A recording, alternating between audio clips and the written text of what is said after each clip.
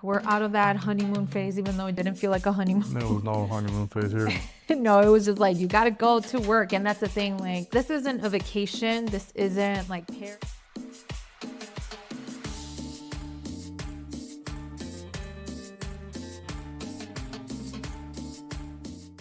Hola, hola, amiga. Welcome to the Viva la Mami podcast. I'm your host, Jessica Cuevas.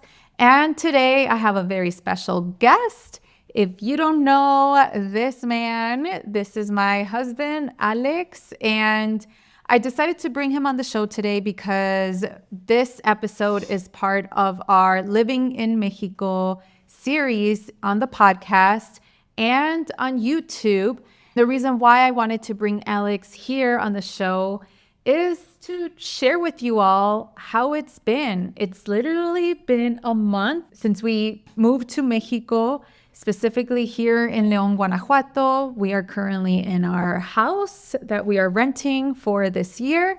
And right now our kiddos are sleeping. So this is a great opportunity for us to have this conversation and to share with you all just what has been going on this whole month. And specifically 5 things that have been kind of unexpected to us as we have been in this transition and living outside of the United States for the first time. So thank you, Alex, for being here on the show once again. Thank you for having me. Yeah, we've been living here for a month now, a little bit over a month, I would say, at least here in this house since we rented it. I don't know about you, but do you think you're out of the honeymoon stage, or do you think we're still in the honeymoon stage? I don't think it's even fair to call it a honeymoon stage right now, honestly. Ever since we left Chicago, it even felt like a job, you know, but everything that we had to carry, the kids, the cat, the legal processes, the contract that we had to sign, the back and forth, your grandparents. So no, again, it was no honeymoon. Yeah.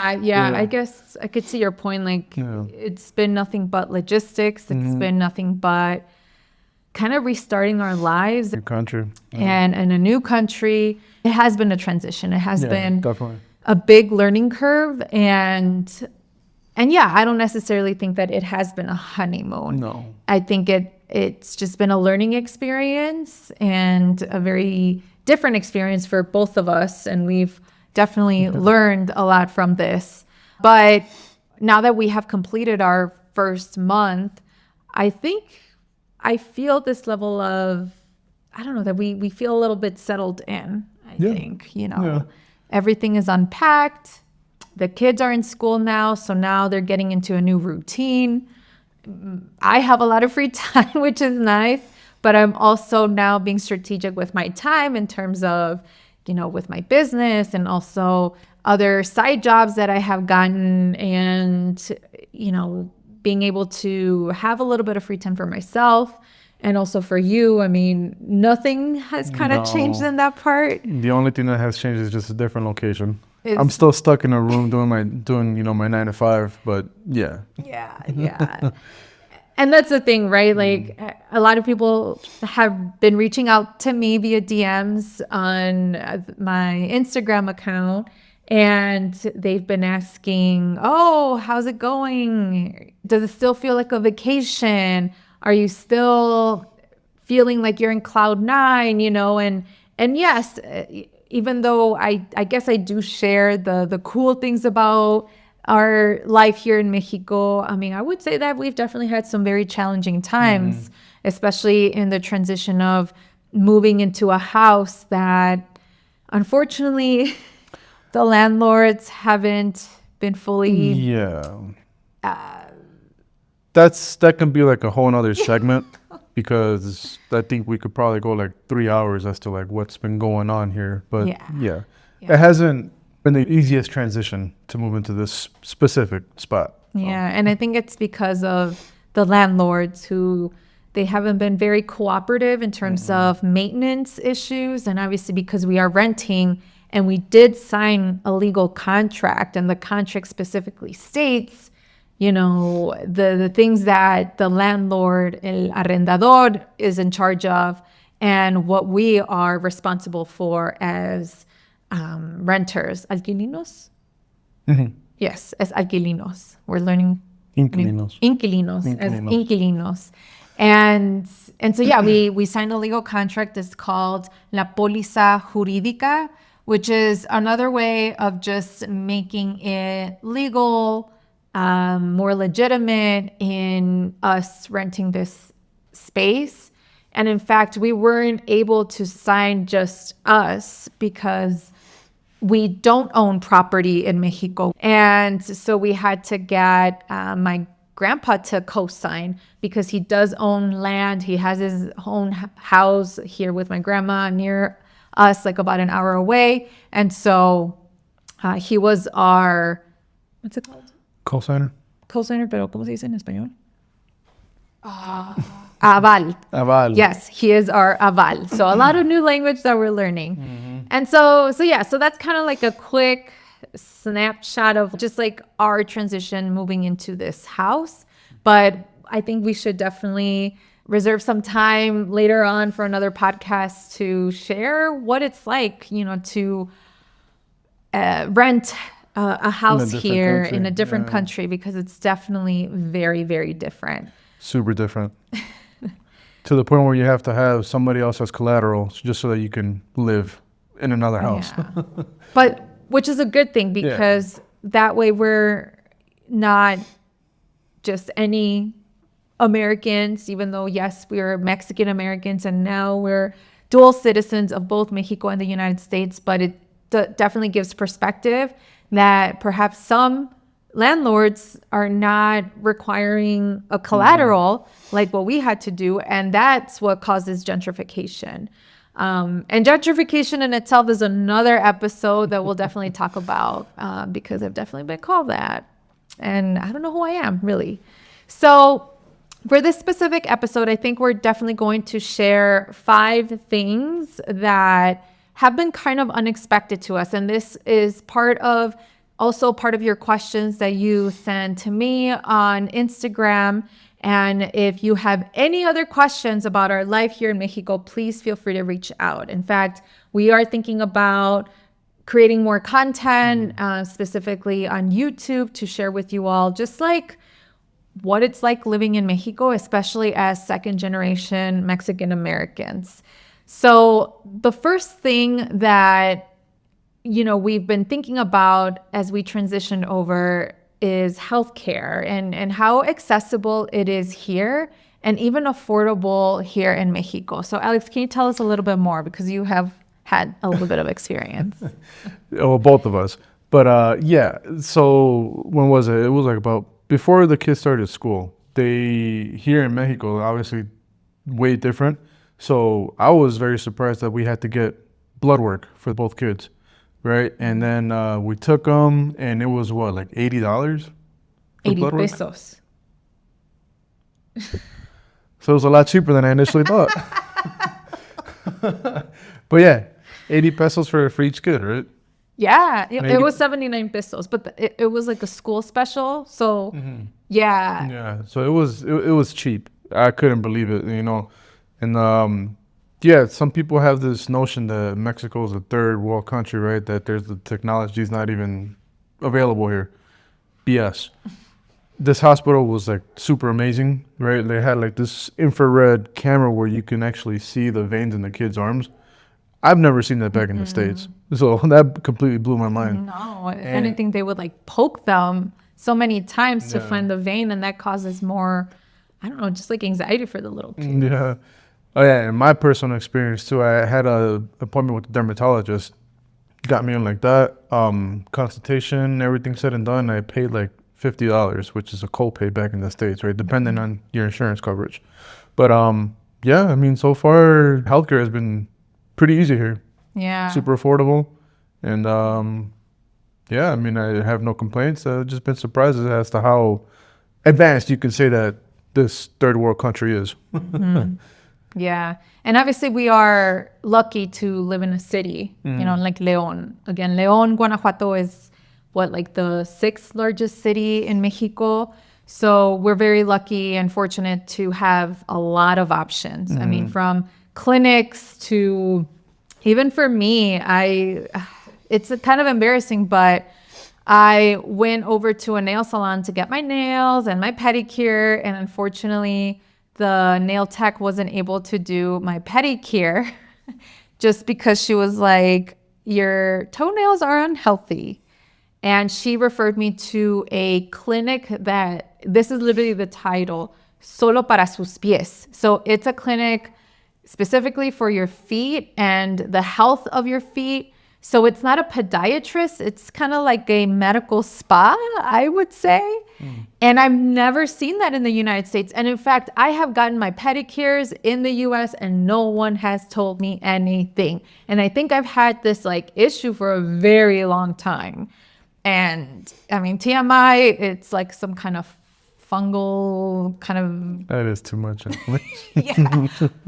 But it is important that, you know, for not just the safety of the nail salon where they literally rejected me, but it's also for my health, because otherwise I would not be able to grow nails in the future, like toenails in the future. So I found that very interesting that I didn't have to get like a referral from my PCP or my primary care physician to then refer me to a podiatrist, and a podiatrist is only going to give me medications. And what I have gotten are just like topical gels, and they do it on site. Like I don't even have to do it. Like it's a 5 months treatment, and every month I have to go. The aspect of healthcare here in Mexico, so far it has been feasible, it has been accessible. Now we do have 2 little boys. We are aware that if they were to break an elbow or something, then that's something that we're exploring to see whether to get like private insurance, because there is private insurance here in Mexico.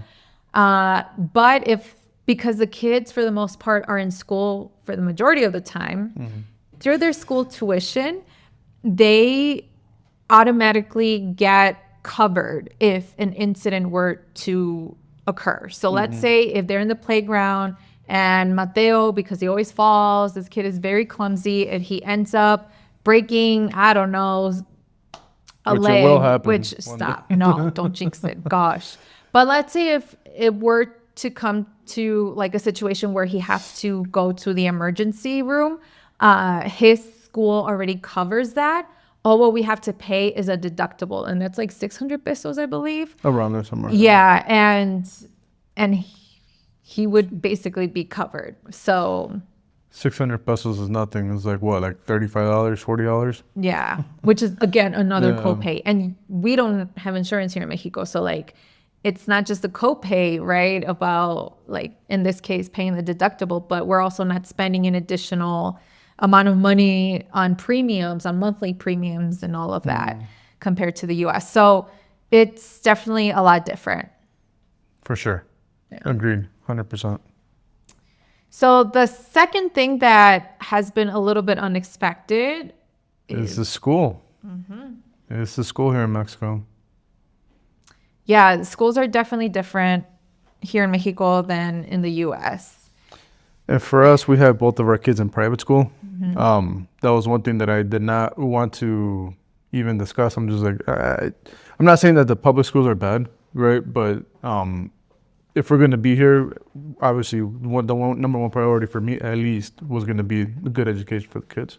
Yeah. Yeah, and it also allows for kids who need public education, because it is for free, for them to have that access, you know. And for us, we have the choice, right? We have the decision to put them in private school. And so I think definitely a big difference is that there's higher standards of education here. I think families, children consider education very seriously. Like it is a privilege to acquire an education, and therefore all the kids are in uniform. And for the most part, a lot of the schools in Mexico, whether they're private or public, kids have to wear school uniforms, and they're very specific on their uniform. Like Mateo technically goes to maternal, which is like daycare. It's kind of like a guarderia, like a child daycare center, but it's pretty much focused on social emotional learning, and it's academic based. It's not just someone taking care of your kids. But school in that aspect is like, okay, you have to present yourself well and appreciate your education and really be sort of fully integrated in this environment. And I attended the first kind of PTA. I don't know how they call it. I think it's La APF or something. But it's similar to the school's PTA. And I kid you not, like almost every parent was there. And I was very shocked because I was a part of the Diego's PTA in Chicago when he was in pre-K 3. And I literally counted how many parents. It was like fingers, maybe like 4 or 5, 10 the most in some meetings. But yeah, like there is this essence of like families being very involved and they're wanting to be involved. We went to a kermés, a part of La Independencia de Mexico, and there were so many families. And even though they pay for tuition, they were still willing to contribute even more by, paying a little extra for these tickets for the kermés. And so I think families value education. Not that I'm saying that families in the United States don't value education, but it's almost like we take it for granted. Like we take certain resources for granted, like the PTA, right? That this is your opportunity to voice out your opinions and wanting to make change in the schools, and even dressing up your kids, right? Like I didn't iron my kids' clothes and now I have to, so there's this like different standard in the education system. And also one of the things that is a lot different is that our kids don't get to experience shooting drills or lockdowns. That is not even a conversation here in Mexico. Diego did tell me that they did like a fire drill, but that's to that extent. And so the fact that we're sending our kids in a school in Mexico makes me much more like relaxed. I don't get comfortable. Yeah, much more comfortable. We don't get to worry as much, especially with everything that's going on in the United States. So I think that gives us definitely a peace of mind. And appreciation too. Yeah. For sure. Yeah. The third one is that Mexico is expensive than expected. Yeah, definitely. And not to say that Mexico is like super bougie or whatever, that it's unaffordable. It's just that we came here. Well, at least for me, when we came here, I was still under the impression that it was going to be like how we came here and just threw money left and right, when we're on vacation. No, it's not like that, right? Even though, yes, it is affordable, housing is super affordable, the food is some food, right?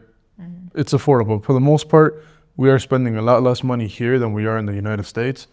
But again, it's still super expensive compared to like los ranchitos or los pueblitos, right? Where you can basically feed yourself for like 2 months on like $100. And here, no, it's not like that. One thing for me that I found crazy, that it still blows my mind to this day, right? Car maintenance. When we went to Walmart, a quart of oil here is $25. 1 quart of oil. That just like. And what's it like? And in the U.S., I would say it's a little bit different, right? Depending if it's conventional or synthetic. Synthetic in the U.S. is like what, like for 1 quart is like $10, $12 maybe. Oh wow! Roughly, if not a little bit less. But yeah, and also too, is anything that's, como le dicen aquí, todo lo que es lujo, right? Like anything that's high class, if you will, is expensive. Clothing, name brand clothing is expensive. Shoes, Nikes are hella expensive here. What else is expensive here? Gas is insanely expensive. We drive a little mid-size SUV. Roughly, it's about a 16 or 17 gallon tank. We go to Costco. We don't leave Costco without spending like at least $100 to fill it up. When in the United States, it would be like $60 equivalent. So gas is definitely expensive. Yeah, it is. And so it ends up balancing itself. I mean, would you say that our money rinde un poquito más. Yes, definitely. It definitely does. Yeah. Because we can go out basically like almost every day and we still have dinero left over. Yeah. Right. But we definitely don't do that. Yeah. No, yeah. And we've been intentional of like buying groceries at a marketplace. So we go to El Mercado Abastos, which is like pretty well known for merchants supplying the food to local restaurants and businesses. And so it's like a direct to consumer type of market. So we definitely get the food pretty cheap. Compared if we were to go to the local grocery store is La H-E-B, or Walmart. And unfortunately, with having these type of chains, like you're missing out on like going to El Mercado and, getting things for significantly less in amount. And so we're really fortunate to have known of this place through my friend who we met here in León. She's also from the United States and her husband's from León. And so we have connected with them and they have been showing us around as far as where to get the best deal specifically for food, because I would say that food can get pricey depending on where you buy it from. Yeah, for sure. Like it was definitely a shocker for me when we first went to the grocery store. I was thinking, oh, it's going to be dirt cheap, right? No, we walked out of there the first day with we spent like $150, $160 on groceries. Yeah, which is still a little cheap compared, maybe like what, $60 cheaper than what we would traditionally spend. I think it hasn't been as expensive. Yeah, significantly cheaper. Yeah, for sure. Yeah, and we'll definitely talk more about that. I think that this is an important topic about just like the cost of living here in Mexico and how that impacts us. I've definitely received a lot of questions about work. So I think that in itself is going to be another episode, because we are lucky that dinero rinde because we are landlords ourselves. So we own property in Chicago. Whatever we get left over from the rent, it goes essentially back to this rental that we're living in here in this house. And you have a U.S. 9 to 5, and I found a contract work and as well as freelance work. So you can find your way around living here in Mexico, but it just depends on what your job requires, and if you have any additional side money like real estate, then that's another way to get through. And there's plenty of jobs here too. Yes. There's no shortage of jobs here. No. It just really depends on what you want your lifestyle to be. Like for us, obviously, we have 2 kids, right? Private school. There's no way for me to leave my job, even though I want to. But no. But you never know. You might find something here. And we're both Mexican citizens, right? But everyone keeps telling us, no, si haces dólares, it's much better que hacer pesos aquí, which true in a way, but but again, it all depends. Because the situation. Again, like for me, like how I mentioned in the beginning of this video, it hasn't really changed for me, right? Work routine. I wake up, I'm stuck until 3 o'clock, right? So that's almost a whole day gone just working. So, and here, I mean, I can't speak on how it is to have a job here, but from what I see people, it's definitely a lot more lenient than it is in the States. Which that segues to work-life balance. Work-life balance. Yeah. Something I know nothing about. I know you're still living the American life, man. But, and again, this was something that we talked about. And so we're trying this out for a year. And then, I keep telling him to do his own pizza place, like a Chicago-style pizza place. Something that is not here. No, pizza's a lot different. We can talk about food. Yeah, for sure. Specifically pizza. We just found a decent pizza place here, Napoleon-style pizza. But we'll save that for another segment. He's got a lot to say. Oh, yeah. Yeah, but specifically about work-life balance, I think the way that La Cultura here in Mexico, it's all centered around people's lives and family. And so I find it very interesting, and I'm sure that you already know this, especially if you've gone to Mexico or anywhere in Latin America, and even Spain, because I remember seeing this, que, la hora de la comida, that's what, 3 p.m. to like 6 p.m. or sometimes it's as early as 1 p.m. to 3 p.m. Just depends. But a lot of businesses close, and that way families can focus on their families and they get to eat together and be together for that amount of time, and then they can reopen their businesses until close. So that's something that has been very interesting in witnessing. And so for you, I know that we always think about work-life balance, like having this extra time aside besides your 9 to 5. But I feel like here, work-life balance, you're integrating that. You know, like if you have a job, you're integrating this like schedule into your family or into your kids' schedule. And that's what surprised me specifically about the kids' school, is that you see so many parents picking up their kids. Like it's not the nanny or la abuelita or la abuelito, even though I have seen that, but it's the parents. Like I seen them dropping them off and then they're picking them up, and they're in professional work gear compared to the United States, where you're trying to find, you know, who's going to pick up my kid porque no tengo, you know, PTO time, or you are using your PTO time, or you're probably using your lunch hour.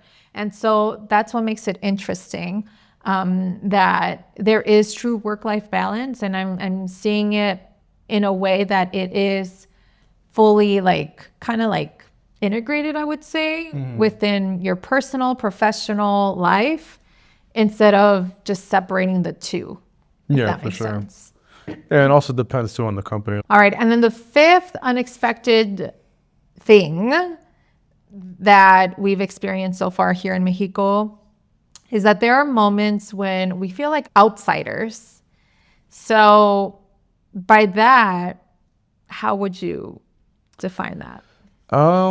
Definitely the language for me. We grew up as Spanish speakers. Both of my parents, they only speak Spanish at home. I thought that my Spanish was good until we got here to the city. I've had the dermatologist call me out, que diciéndome que, oh, tú no eres aquí, ¿verdad? I'm like, how do you know? She's like, porque tu acento. I'm like, okay. The maintenance guy here says that I have a weird accent. There's been a few people that have commented on the way I speak Spanish. So that was kind of hurtful. That's when I felt like an outsider. But even like for me, I think your Spanish is better than yours. No, it's not. I'm sorry, but you do have an accent, and that's fine. But yeah, it does make it interesting. Like, oh my gosh, like today when I went to the gym, I saw kettlebells and I was like, are these in pounds or in kilograms?